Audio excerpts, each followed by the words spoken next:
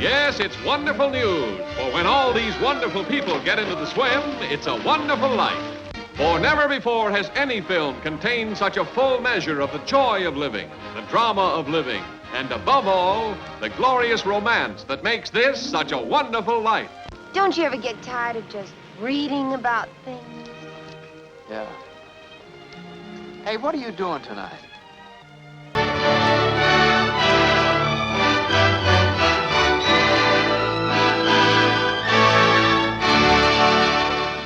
It's ticklish business any way you look at it. Come on, we'll stick together.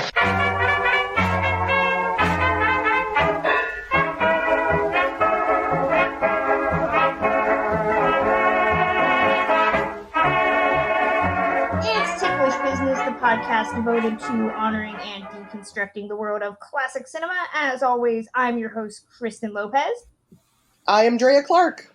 And I'm Samantha Ellis. And we are doing our holiday episode for you. This was an episode based on Patreon votes. So it came down to this and Shop Around the Corner by a very, very narrow margin. But the winner was 1946's It's a Wonderful Life.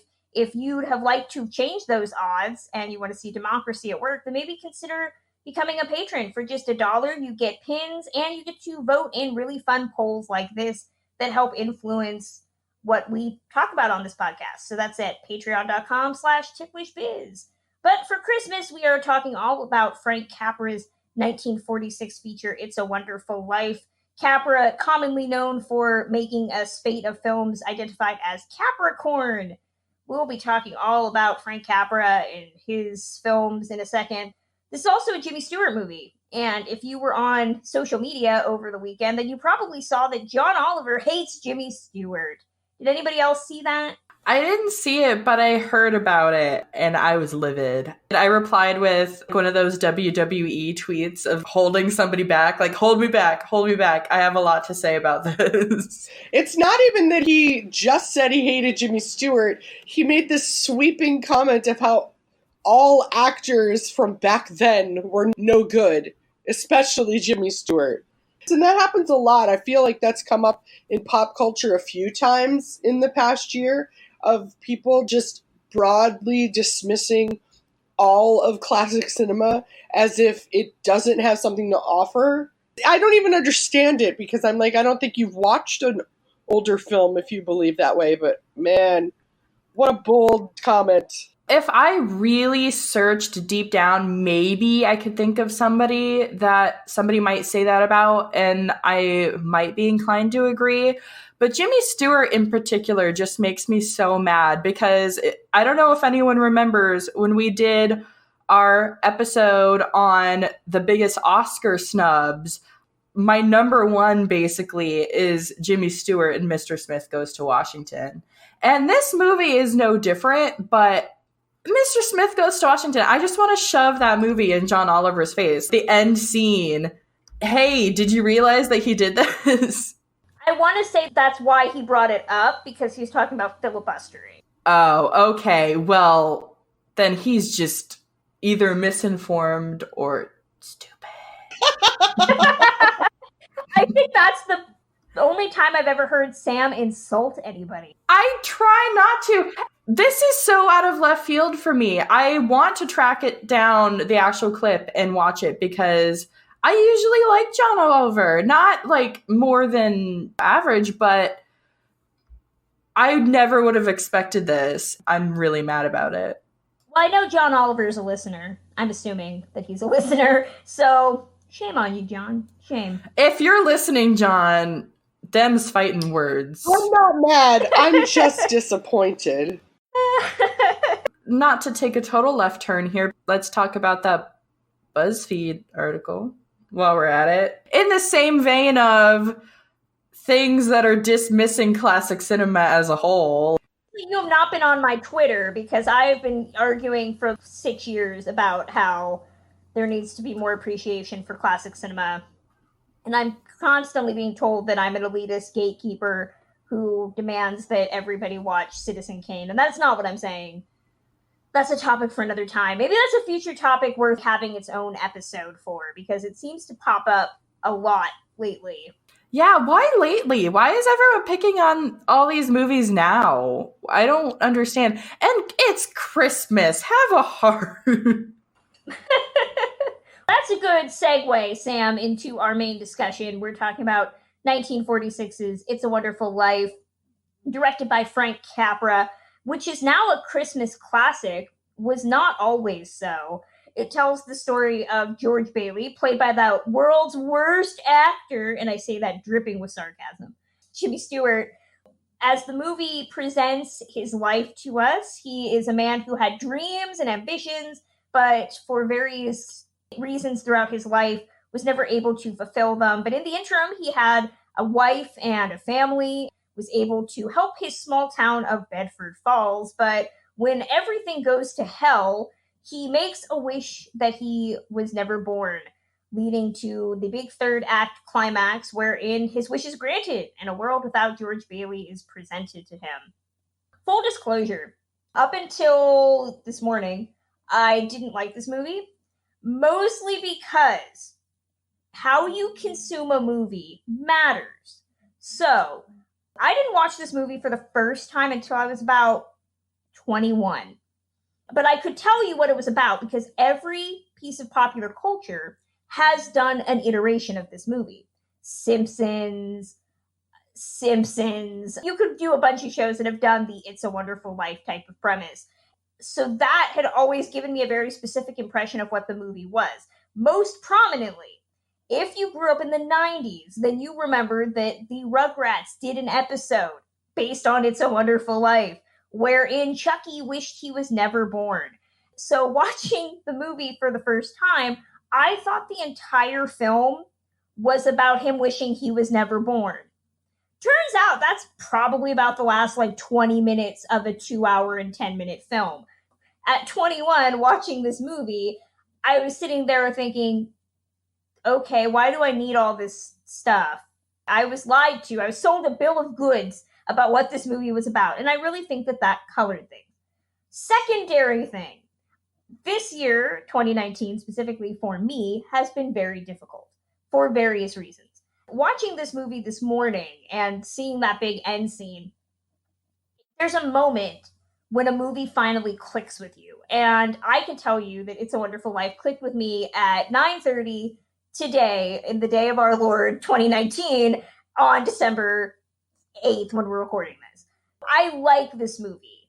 I think it is very smart and a very different type of movie, not just Christmas movie, but movie than what we are used to.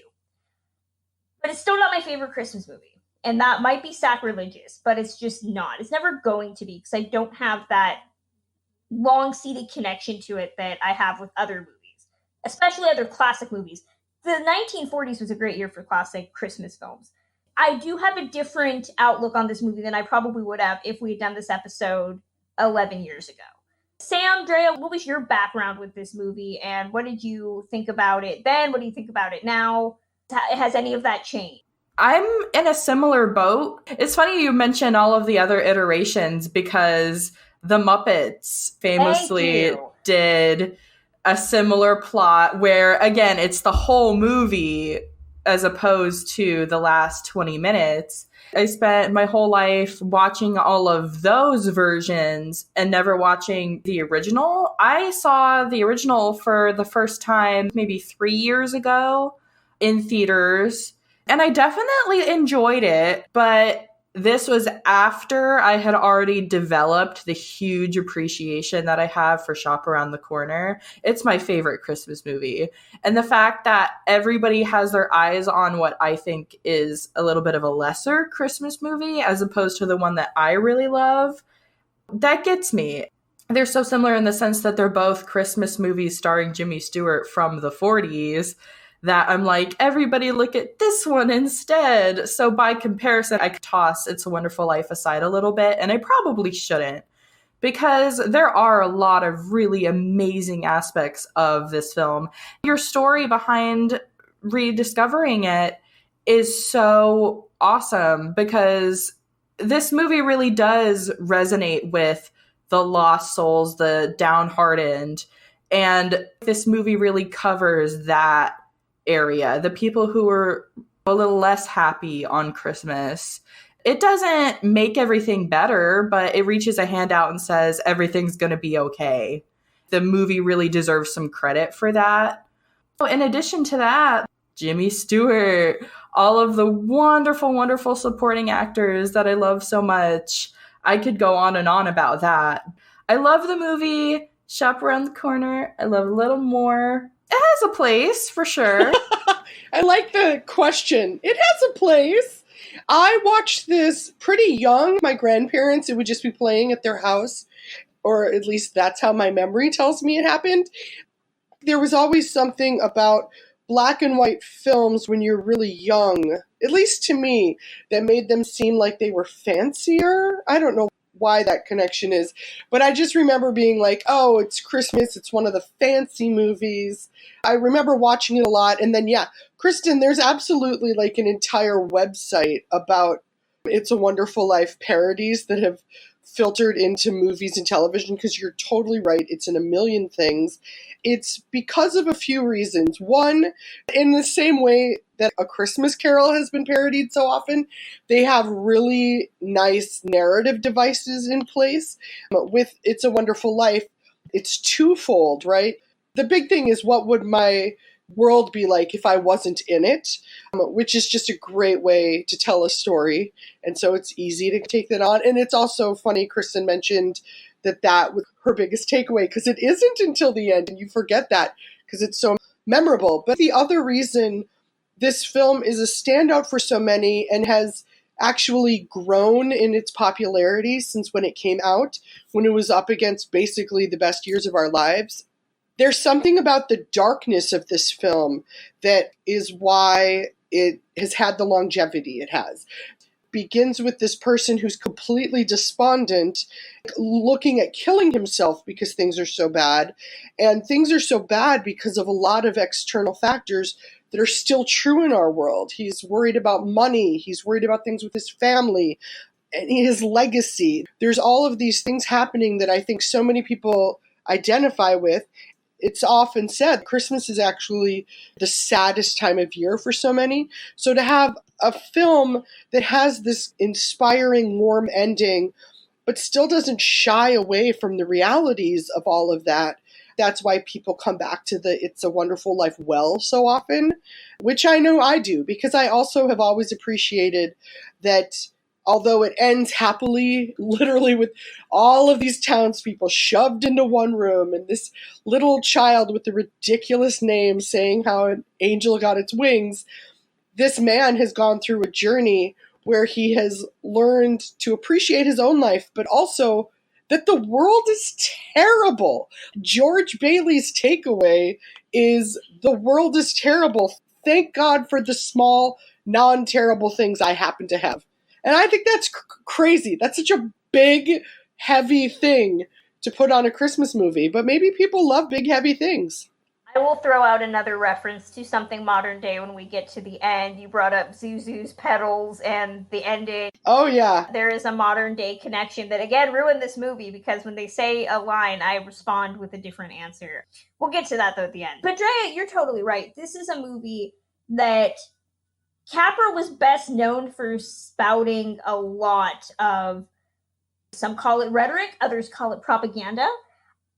But his movies all had a message about the US, specifically, about the government, about the need to appreciate the little guy and the individual, especially in the face of this big machine. For Capra, going off of the movies that I've seen of his, there was no person more important than, and I'm going to say it, and somebody's going to roll their eyes and immediately turn off this episode, there was no person more important than the lone white male.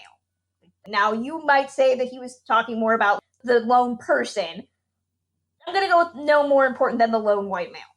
And that was very true coming out as he was, especially in the late 40s. The war had just ended here in the US the year before, and you were getting this collective desire to go back to a time that was safe and positive, while also simultaneously celebrating the future, because the US had believed that they had won the war. They were the clear victors of World War II.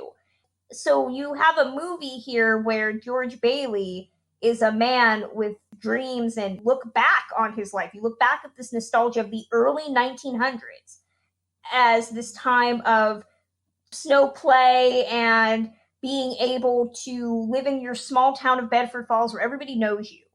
How that eventually changes as we age and how cynicism just eats away at us. Really, the worst nightmare of Pottersville at the end of this movie is not necessarily that George Bailey's family doesn't recognize him. It's that everybody has become so cynical and everybody has become so apathetic that nobody wants to do a good turn for anybody. It's really a different type of Christmas film because most Christmas movies that we've talked about a lot of them on this podcast, end with remembering that family is the most important thing. And family is the most important thing of It's a Wonderful Life. But family also brings with it this simplicity of the past, this idea that you are important, that you have autonomy, your life means something. And that's a great message to share. But in 1946, after the war, as these men are coming home to families that might be drastically different than when they left, it's comforting in its way. It had to be comforting, even though this movie made no money at the time. You're right, Drea. It is a totally huge burden to put on what it amounts to a Christmas film. You positioning it historically is such an important thing for people to remember because it was Capra's first movie after the war where he went and served. Jimmy Stewart came home, and ultimately he was released early with what they basically figured out was PTSD. I wasn't in those terms because obviously they didn't call it that, but the idea of a lot of the creative voices behind this looking at, oh, let's make this Christmas story, but also we may be the winning side, but we are people who have gone through war in the very recent future, and how that changes what people are bringing to the artistic table and probably what they're hoping for the takeaway to be. And I'm sure you guys could speak more to this, although obviously Jimmy Stewart and Frank Capra had a very lucrative collaboration, two previous collaborations, that he was reticent to sign on to this. Jimmy Stewart wanted to do something uplifting and happy and a comedy, and so wedging that mindset and then Capra's his own recent experiences with the war, it all blends together to something that if it was made at any other time would be a very different movie. There's a lot of things they would have left out of it. And also, I totally agree on Capra's takes on the government and how he works things in. It is very funny to me that this film is still a film that in 2019, where the bankers, the Potter banker is ultimate bad guy, right? And then it comes down to like home ownership and how the bank forecloses on things. All of these things that we've watched continue to play out for decades afterwards. Strangely, they didn't get fixed.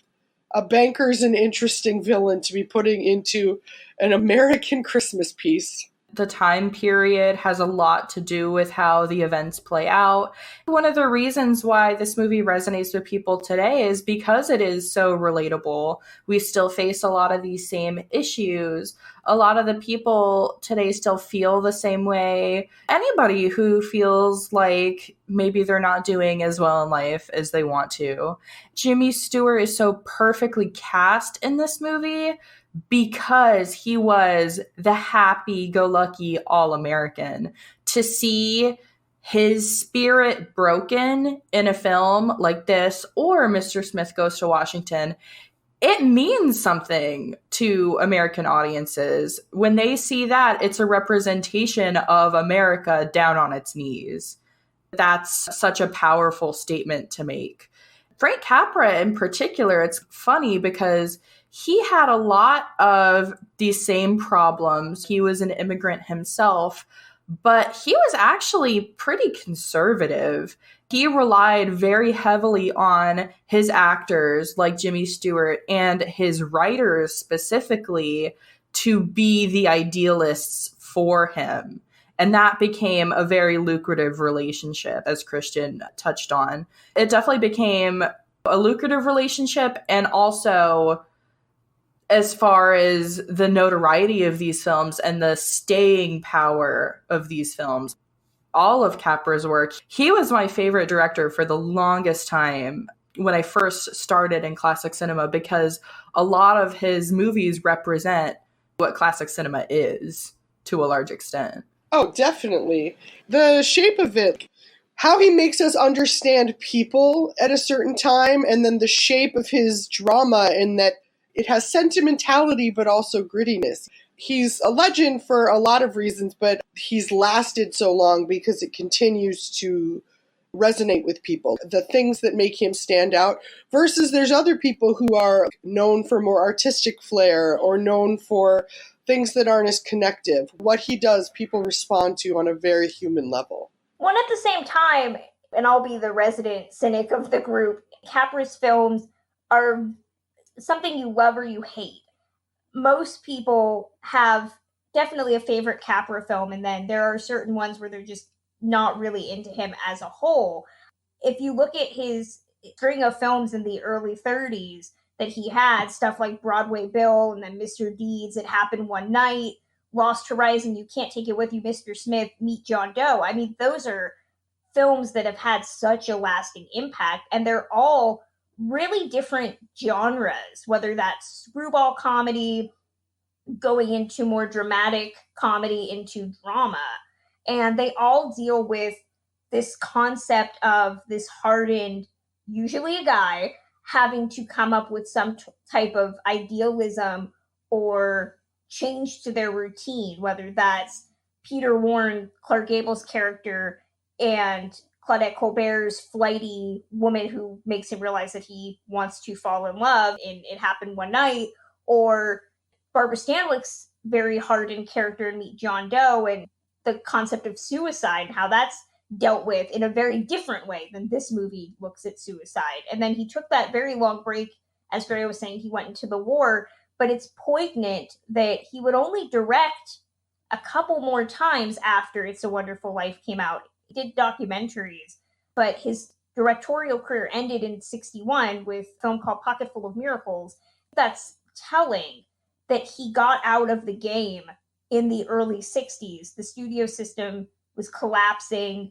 The 60s, as we'd seen, would become very dark and very hopeless. And Capra just realized that the things that he wanted to talk about in films were fairy tales at that point, that there was no putting out a movie and changing hearts and minds, at least in his mind. And so it's very interesting to talk to people about Capra, because he's always a director that people either love or they hate, or they like one thing but they don't like anything else. Capra is always a very interesting personage to me, but we talked about Jimmy Stewart not being the first choice. The first choice was actually Henry Fonda, who was Jimmy Stewart's best friend. Henry Fonda ended up turning this down to go film John Ford's My Darling Clementine, which was probably the better choice. And Jean Arthur was actually asked to play the role of Mary, but she wanted to do Broadway. And so Capra went down the list of Olivia de Havilland, Anne Vorak, Ginger Rogers. Ginger Rogers actually called the role of Mary very bland and didn't want to take it before they ended up on Donna Reed, which is probably some of the perfect casting right there. Can you guys see any of those names playing this movie, or how they would have changed the tone of this film had they been cast? The idea of Henry Fonda versus Jimmy Stewart in a character like George Bailey, Henry Fonda, to me, symbolizes so much bleakness and darkness. He has an inherent sadness to him that I don't think Jimmy Stewart does. Jimmy Stewart is capable of unlocking that sadness, but do you know what I mean? Henry Fonda as a persona had so much more on his shoulders, to how I perceived him anyway. Seeing a George like that would make me very worried about the bookend of it, of oh yeah, this guy's gonna jump. Don't let him near this bridge, because he will be a jumpin'. I don't know if that also means that him coming back from things would have maybe felt even more like a recovery, but the Henry Fonda of it, because he seems less like a person who is just brought down by circumstances, but someone who has raging demons in a way that Jimmy Stewart's George Bailey, it was external factors. Yeah, you make a great point. I didn't even think about that. Number one, they both really embodied the everyman. So on the surface, it seems like they could possibly be interchanged in a role like this. To Drea's point, and then I'm also going to say, Henry Fonda, that wrap up in a little bow ending would not have been enough for Henry Fonda. I would have been very worried about his mental health after the fact if Henry Fonda was in the role. Right? I would have been like, oh, don't cut away. Please show me that man going to work, supporting his family. Absolutely. And then on the point of the actresses in the role of Mary, it's hard to say anything without dissing Donna Reed, and I love her, so I don't want to do that. The role needed a fresh ingenue. It really did, because if you put someone like Ginger Rogers or Olivia de Havilland or Jean Arthur, they were all very smart, clever, hardened dames in a lot of their roles. In this kind of a part, you wouldn't believe that they would go be a meek librarian in a corner with glasses and become an old maid, especially not Jean Arthur. So I see the pairing of Jean Arthur and Jimmy Stewart again, but not in this movie. The casting of these two really work because they feel so all-American, which cannot be understated is the importance of this film at the time. You have the most all-American guy in Jimmy Stewart, who played the little guy so well. And then you have Donna Reed, who only in hindsight would come to personify the 1950s when she did the Donna Reed show. Dre is totally right. I mean, if you've seen some of Fonda's noir work, even heard Jane Fonda herself talk about her dad. Her dad had a darkness in him that I think you can always see behind his eyes, even when he's playing something very nice. It works. It works for both of them. This is a movie that opens with pretty much undisputed belief that there is a God, because we start out with the galaxy or the stars talking to themselves about sending Clarence down to intervene in the life of George Bailey. Sam is right on the money when she brings up that Capra was conservative, because this is a movie that pretty much says everything is set in stone. God exists, the little man is important, bankers are evil. Like, those are the three truisms of this movie. And if you're not really on board with any of those things, then you're going to have a hard time with this film. But I find it to be a fun thing, because a lot of early movies of the 40s and into the 50s would play with religion as just kind of like a bald-faced fact. It's like watching Rita Hayworth in something like Down to Earth, where they're like, of course the Greek muses are real. That's undisputed. That's only to explain away the narration, because over 2 hours of this movie is pretty standard presentation of George Bailey's life. How do we feel about the fact that there's this weird cosmic element that really doesn't come to play until the final moments, and so we have to explain away narration? I always feel that narration's unnecessary, and I think that what this movie does really well is accomplish a very legit need for narration. I agree. I love looking at the introduction of the angel as a vehicle for the narration itself. I hadn't thought of it that way, but that makes a lot of sense. I'm always fine with injecting a little magical realism or a little fantasy into most stories. And this one, I thought that the handling of the angel is, other than the narration, bookending the story to prove the ultimate point of what this is about. But there's a nice absence of heavy religion throughout the rest of it, because apparently Capra had scenes of them praying. There was a scene at one point completely shaped around them going through the Lord's Prayer. And by having it just be this haphazard angel, and I love the military or work rhetoric of this angel trying to move up its station, and if it saves this person, it gets to get wings. I like that the angel had something to gain as well. Could be an angel and identified as much, but we weren't talking about God, we weren't talking about the Bible, we weren't talking about things that could either offend people who were deeply committed to them or push away people who had nothing to do with them at all. There was a nice split balance. I agree with you for Two reasons. Firstly, the post-code era was very, very heavy on the religion, especially in Jimmy Stewart movies. As soon as you said that, that reminded me of one of my absolute favorite Jimmy Stewart movies, Come Live With Me, which about half of it is taken up by the grandma who's extremely religious and is spouting rhetoric through a lot of the movie, and it ruins it for me. It would have driven modern audiences away too. And that's another thing that really talks about the staying power of this film. It's because it doesn't really lay it on thick with that idea. George builds up this mentality himself. He drives himself to the brink of destruction. And then through this story, watching his life, or watching the lack thereof, he brings himself out of it. That's really important. That's a great point, that the idea of it's his personal work that he's doing. It's speaking to the story that begins with him going to this bridge as if he's going to jump and end things because it's gotten so bad for him. We see his whole life, and then we see the angel show him what all of those things would look like with him removed if he had never been there. And then it goes back to it, and that ultimately the angel doesn't save him from jumping. Instead, the angel, although we don't know what that, the angel jumps and George saves him. And so it takes something that could have been this passive magical happening, and instead the onus is on George Bailey to kick into action, to have all of the lessons that he's learned in this will of survival, and also his genuine decency. That's one of the defining characteristics, is he's a good guy, and he's often doing good things for people that backfire, which gives you sympathy for him, but also shapes his ultimate decision. Once again, he's going to do something good, and it's going to bring about this enlightenment, which is lovely, because a lot of things, when you introduce a magical character like this, they're doing the heavy lifting. And the fact that George is the one called to do it himself is a really nice twist to that. What I appreciate about this movie is, and I'm going to throw in a modern movie because I have to, if anybody's seen Up,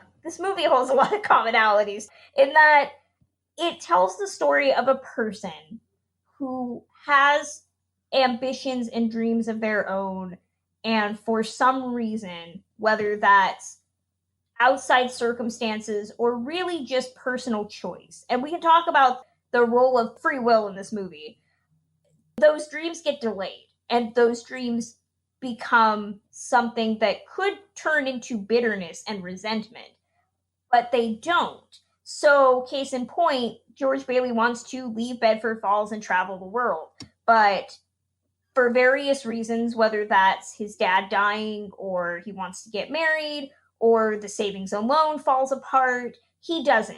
He in turn elevates his brother, Harry, who becomes this college football star and goes to war and comes back as a decorated hero. Never at any point, even when he has this breakdown with his family and wishes he's never been born, does he resent making those decisions. He resents that they have not turned out successful. But up until a certain point, he doesn't regret making them, which is something that we don't see in films today. You always see regret for the choices not made. Here, it's more of just the melancholy of the things that he didn't do and the appreciation of the things that he did do. George Bailey is almost godlike in his status as a savior figure. He saves his brother from drowning. He saves that unknown little child who could have consumed poison. There's this concept of, not like the Wizard of Oz, where the Wizard of Oz is like, you never actually need to leave your house. What you need is right here. This is saying that if you don't leave your neighborhood, it's okay, because you've still made something special that could have only happened because you exist. I really like all of that, and I was going to add to it by saying something else that sets this story apart and could all be put in this giant bag we're creating full of reasons why this film has lasted. There's something about the concept that everything happens for a reason that means so much to people, because there can be a lot of blame with that. It's an idea that in your darkest hour, you're like, why would I deserve this? Being able to find comfort from it in It's a Wonderful Life, as you mentioned, the idea that he has hearing loss because he saved his brother's life, and later on he has a chip on his shoulder because he couldn't serve in the military because of his hearing loss, and then his brother became this decorated hero. Well, what's shown to him is that being angry or resentful or bitter, whatever it is, about your own inability to serve in that way, you still indirectly led to the saving of all of these lives, because if you hadn't done this for your brother, he wouldn't have been able to do it for these other people. The idea of a causality of life, that things will add up in ways that you don't see, there is a hope, an optimism that comes with that, because if you can think that even the bad things you're involved with, or the good things, that the choices you're making are branching off beyond what you're even able to understand that you're being helpful, that's a lovely takeaway to have in a dark moment. And it's so much bigger and more sophisticated and layered than just good things happen to good people. That complexity within the story is woven in really well. It's also, like you said, with the chemist, he not only saved that child's life, but in this future version with no him, that people died because of this chemist, the drugstore mix-up, and also the chemist went to prison. It's integrated in the story in a nice way. It's such a great thesis that can move people. To bring up what you were saying about the nature of religion in classic film, I'm not a hugely religious person, but I appreciate how studio era filmmaking could talk about religious topics. There is a whole genre of Bible epic and movies about God. One of my favorite Christmas movies, ironically, to watch is The Song of Bernadette, which is a movie that makes no ifs, ands, or buts about the nature of God existing and religion having some bearing in life. What this movie does, and a lot of the movies do, but I think this one does it so skillfully, is that you can take it as a religious item or not. It's what I was saying about free will and choice. Does George Bailey have a choice? Have these choices in his life been the result of his own free will and autonomy? Or was God and Clarence and all of them making those choices for him? You can read the movie either way. I'm chiming in only because can you? To me, the idea that we can see two different versions tells me that it is free will. You can choose to do all sorts of things, but all of your choices will have a whole series of reactions to them. That's funny. I just thought that the free will was cooked into it. I'll have to think on that, Kristen. Maybe I'm wrong. That's the thing. I feel like we need to have one of those theorists that talks about free will versus preordained, or one of those people that thinks that life is a simulation to explain how we're completely wrong. It's interesting that you can read the movie from a religious bent or not. This movie is one of the few films actually released in the month of December. It was released December 20th of 1946. That does not happen, that you get a Christmas movie released in the month of December. You barely get Halloween movies released in October nowadays. A movie like this in 2019 would probably be released in March? It would come out right before Halloween. It's funny that you mentioned that, because even back then, one of the most famous Christmas movies of all time, Miracle on 34th Street, had a May release. No. So yeah, it definitely did. It did. May 2nd, 1947. That's just weird. It is. It makes no sense to me. I don't agree with Kristen in the sense that now they've improved it a little bit. The one with Amelia Clarke and Henry Golding. Last Christmas is coming out in December. They're getting a little better. It came out in November. Okay, well, but it's not May. At least Frozen 2 came out in November and not May. Give it time. But no, you're totally right. And it brings the point that I was going to bring, which was I watched the trailer for this movie, the original trailer from 1946. This was not a commercial success upon release. It went into wide release January 7th of 47, and it was number 26 in box office revenues for 1947. That was out of more than 400 features. It was one ahead of Miracle on 34th Street. It was supposed to be released in January, but they moved it up to December to make it eligible for the Academy Awards, which probably was a bad move because, as we'll talk about in a second, it got trounced by a lot of stiff competition in 1946. But this was a huge box office loss for RKO, which was a powerful studio because it had Howard Hughes, but it was not a big studio that was safe from a box office loss.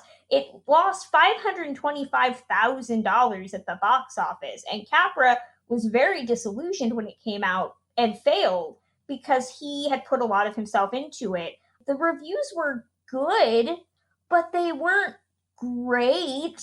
Bosley Crowther for the New York Times really didn't like how it was very optimistic but bland. He thought that it was very theatrical for the attitudes that it was showing. And if you watch the trailer, it is a totally weird hodgepodge of emotions. It plays up the actors more than anything.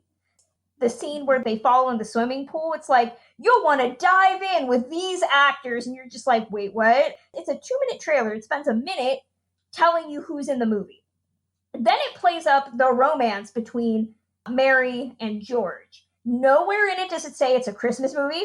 Nowhere in it does it show the last 20 minutes, which is fine. You don't need to show the last 20 minutes, but it does not sell itself as a Christmas movie. It sells itself as any other generic romantic drama. It doesn't even tell you a time period.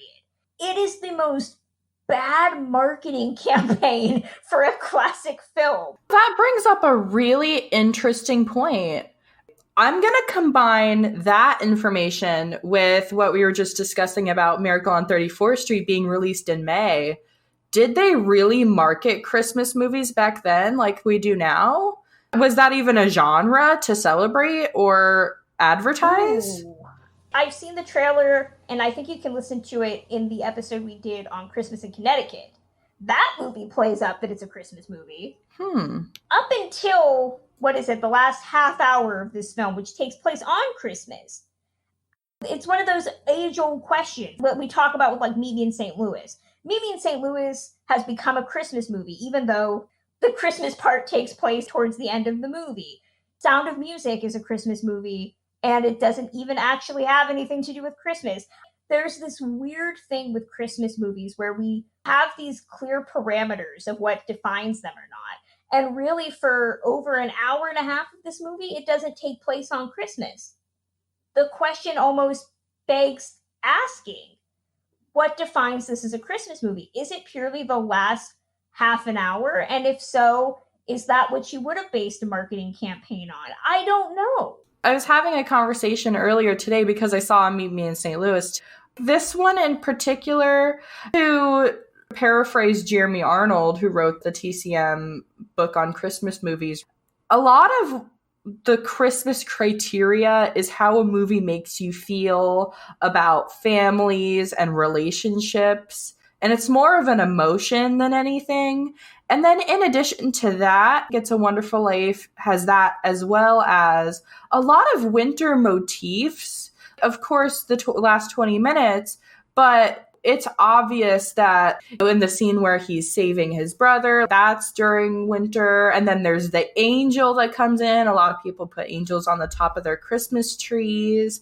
Beginning to end, I get the Christmas vibe.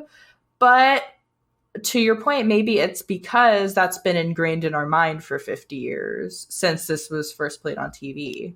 It also probably speaks to some of the studio's confidence or lack thereof. If you're releasing this in May, it's not like they had 5 films a weekend like we do now. That's a whole thing. I'm sure someone could write a whole book as to this, but I do like the idea that this has a trailer that doesn't even mention Christmas, knowing what we know about this film now and how it's been viewed. The only Christmas connection is it plays Auld Lang Syne. That's a New Year's song, isn't it? Yeah. George Bailey goes through all this stuff. He has gone through the ringer of life, and it all culminates with his Uncle Billy, played by Thomas Mitchell, Sam's best friend.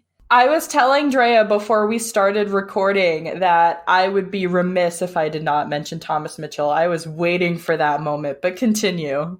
Uncle Billy ends up losing $80,000 of the bank's money. It turns out that Mr. Potter, because he is evil with a capital E, has stolen it. It ended up in a newspaper, and he just didn't let anybody know about it. George assumes that the bank is going to close. He's going to be arrested. Everything is going to go bad. It is the straw that breaks the camel's back. He has this huge breakdown with his family and ends up on that bridge, prepped to jump. He makes the wish that he was never born and proceeds to go through a litany of moments where he realizes what would have happened. We've talked about people outright dying.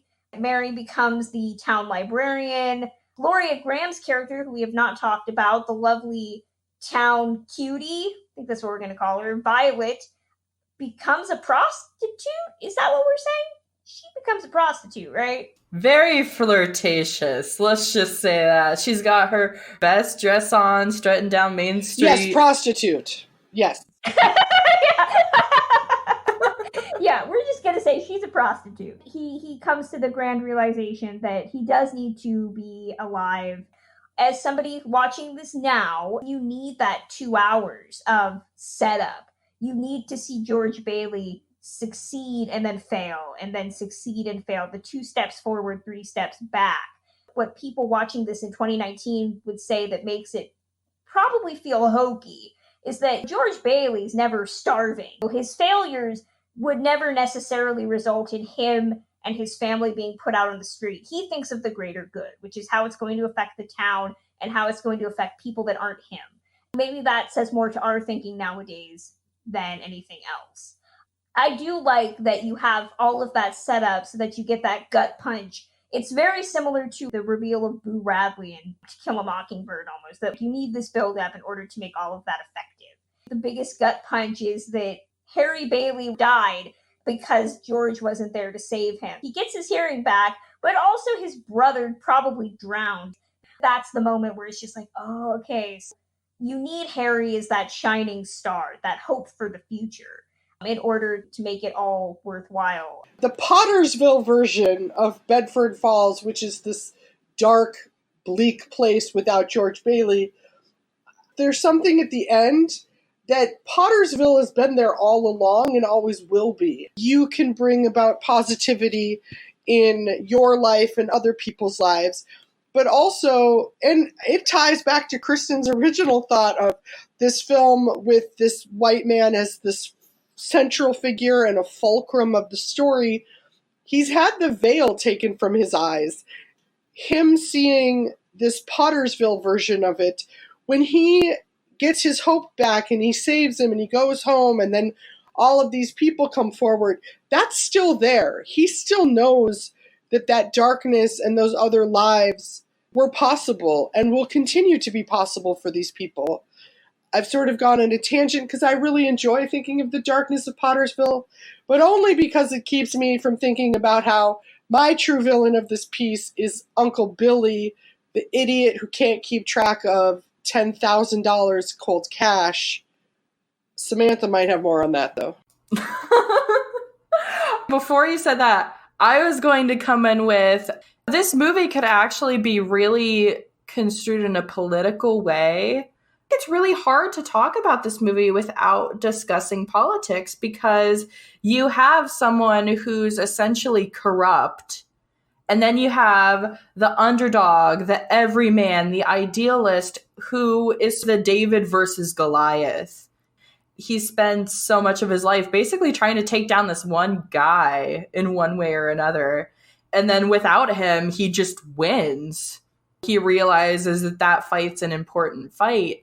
And in a way, you could almost consider this a sequel to Mr. Smith Goes to Washington if you remove some parts, because it's the same mentality. That's a theme that I think is concurrent in a lot of Capra films. Now, on the topic of Thomas Mitchell, I have nothing to say. I see what you're saying. I do think that one mistake on Uncle Billy's part results in a lot of the reason why he wants to commit suicide. George, I mean. One thing that I want to point out as far as this movie goes, I do want to start out by saying Thomas Mitchell is like the apple of my eye. I love him. He's one of my favorite supporting actors of all time. But just before entering Hollywood, Thomas Mitchell, a lifelong drinker, became sober. That's really powerful in comparison to a film like this. He played a lot of drunks in his career while sober. That's just mind-blowing to think about, especially when a drunk man's choices result in all of these things happening. I don't know. I feel bad for entering that somber factoid, but it's crazy to think about what Thomas Mitchell is going through when he's playing characters under the influence. I can't believe you're making me sympathetic. I have been annoyed by Billy for so long, for decades. And yes, that's beautiful. I didn't know that. I know. I've done a lot of research about him, and when I saw that fact, I was blown away. That doesn't come up much. I don't really think about it a whole lot.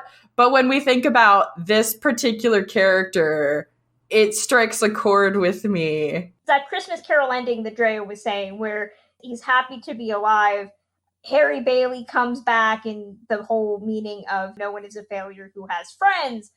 But Zuzu's petals, the petals that she wanted him to stick back on the flower that he didn't have when he was wishing he wasn't alive because she was never born. Her cute declaration that every time a bell rings, an angel gets its wings. Zuzu seems to be the character that a lot of people who watch this movie always seem to have a problem with. The little girl who does play Zuzu, Carolyn Grimes, still with us. People either love or hate Zuzu and her cute declaration at the end of this movie. She gets the last words. I get why you need the out of the mouths of babes ending. Is it a little too cutesy of a message to go out on? I can't imagine watching this film and then having the energy and ill will to think poorly of a child's dialogue. Come on. This is probably unnecessary take. I don't really care.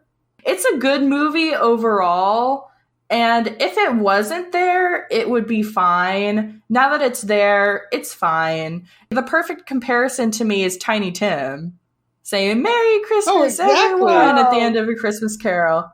It's the same thing. We do not have time for me to talk about Tiny Tim, a character that I despise. I met Carolyn Grimes this year, and she's a sweetheart. And she rang the little bell for me. Oh, she had one at her booth. It was at a convention. She had one at her booth, and she did the. Oh, it was adorable. I guess in that sense, I'm biased. I can take it or leave it. Other than that, Carolyn Grimes was pitching.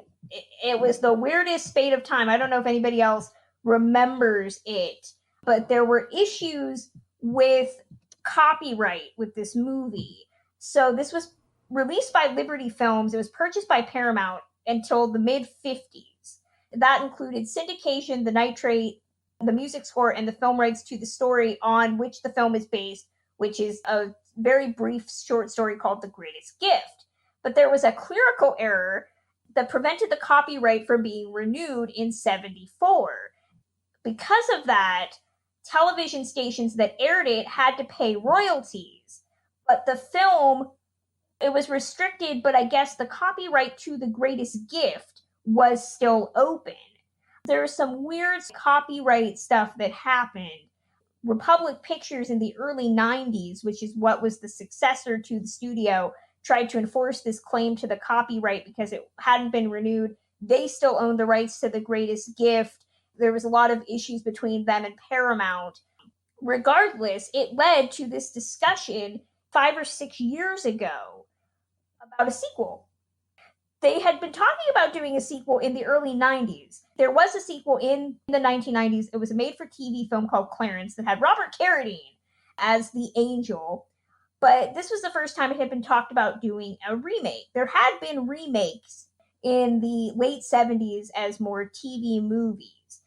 Carolyn Grimes came out and said that they were going to do a sequel, continuation, called It's a Wonderful Life, The Rest of the Story. It had a script, and it was going to follow George Bailey's daughter, Zuzu, as she teaches, quote, Bailey's evil grandson how different the world would have been if he had never been born. This was 2014, 2015. And they were looking at directors. They were going to shoot this very small $25 to $35 million movie. Somebody told Carolyn Grimes, you don't actually have the rights to do any of that. It just disappeared into the ether. Paramount came out and said, as far as we know, no one has the legal right to make any continuation of the story except for us.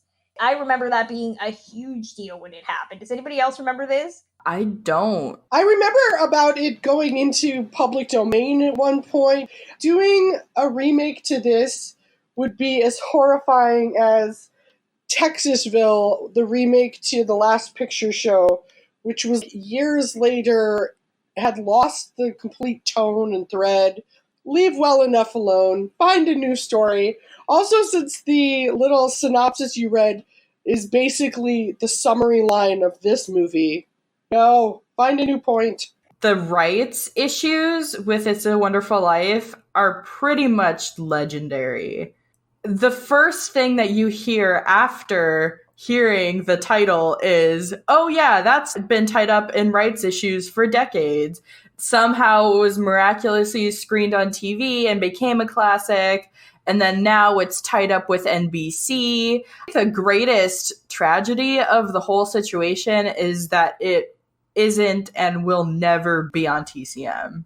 That's a bummer because I feel like TCM could really do this film justice with its intros, bring some people back to discuss it. They could do a lot with it, but they don't have the chance. Instead, it's shown with commercials on NBC. This was, again, pulled forward into 1946 so that it could qualify for the Oscars, which probably, again, was not a very good idea because it went up against some serious heavy hitters. It was nominated for 5 Oscars, Best Picture, Jimmy Stewart for Best Lead Actor, Frank Capra for Best Director, Best Sound, and Best Film Editing. Now, in case you were curious, James Stewart was in a group that included Laurence Olivier for Henry V, Larry Parks for The Jolson Story, again, that nostalgia for the turn of the century, Gregory Peck for The Yearling, Drea's Boo, and the winner was Frederick March for The Best Years of Our Lives. Ugh. I love The Best Years of Our Lives, hate Frederick March. But Best Years of Our Lives ended up pretty much doing botho business. Not surprising because the war had just ended the year before. Best Picture that year was pretty similar. Henry V, It's a Wonderful Life, The Yearling, Sam's Boo, Tyrone Power in The Razor's Edge. Heck yeah. The winner was The Best Years of Our Lives. 1946 was a stellar year for content. You weren't ever going to win over a big war story that talked about the boys coming home. That was pretty much a foregone conclusion. So whoever made that decision to put it in 46 probably got fired. I wonder how it would have done in 47. I don't have a list in front of me. Also, talk about preachy movies, The Razor's Edge, just saying. If it had been nominated in 1948, Jimmy Stewart would have had to go up William Powell in Life with Father, Michael Redgrave in Morning Becomes Electra, Drea's Boo, Gregory Peck in Gentleman's Agreement, and John Garfield was nominated that year for Body and Soul. I forgot about that. And the winner that year was Ronald Colman for A Double Life.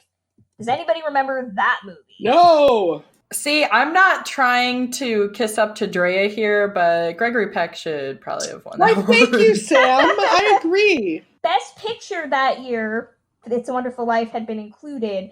There were actually 2 previous Christmas movies that were nominated for Best Picture in 1948. That was Miracle on 34th Street and The Bishop's Wife.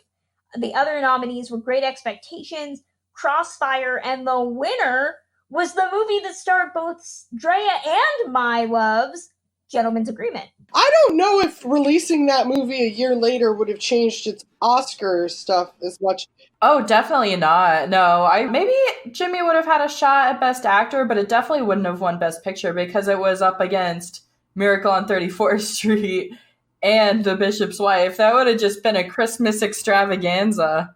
I was going to say, I don't think they would have gone for 3 Christmas movies at that point. That would have just been too much. Overall thoughts on It's a Wonderful Life. I've changed on it. I think it is a worthwhile film. It's probably Capra at his most controlled in terms of what he likes to talk about. And Jimmy Stewart's really good. I don't know what John Oliver's talking about, but this is one of his de facto roles. It's a very relevant film. You have to be in a particular state of mind and a particular state of heart to watch it.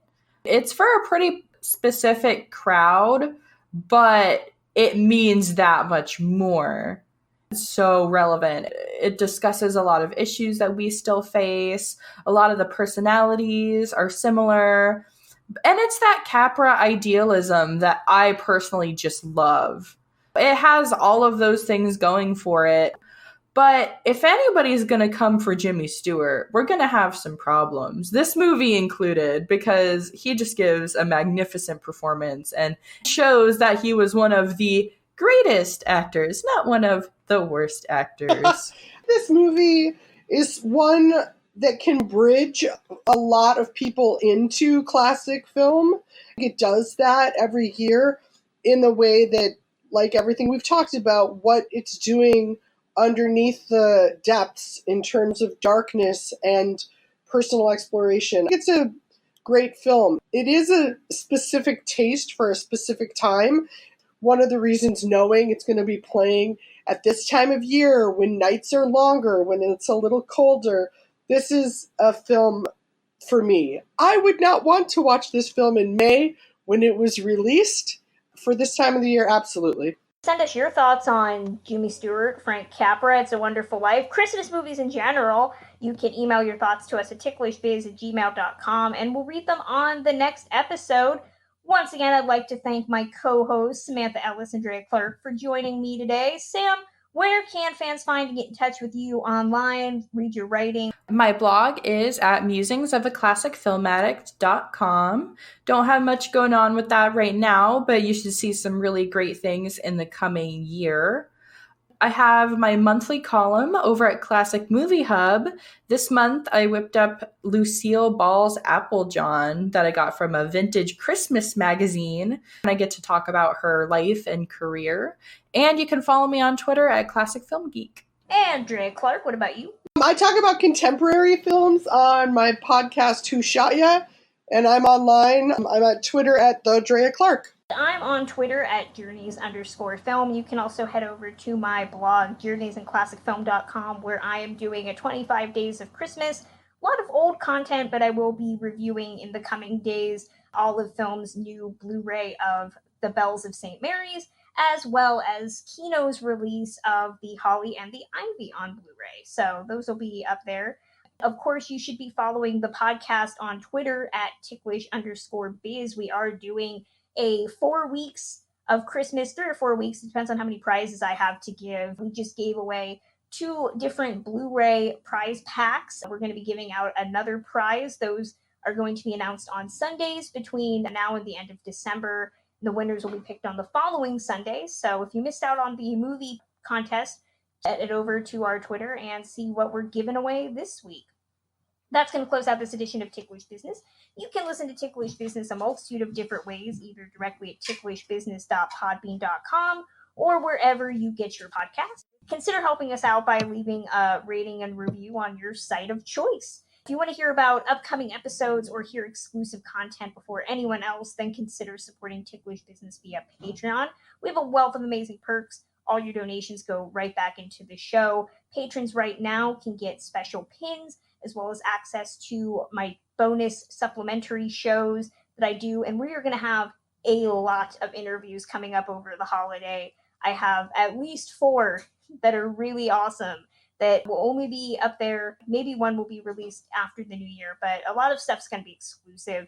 We do have pins, and I'm still contemplating more stuff to add up there. So 2020 is going to be really awesome. You can get in on the ground floor by heading over to patreon.com/ticklishbiz. This is our last new episode of the year.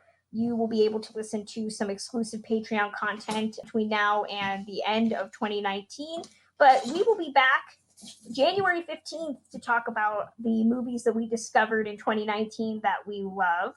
So we'd like to wish everybody a safe and happy holiday, and we will see you all again in 2020.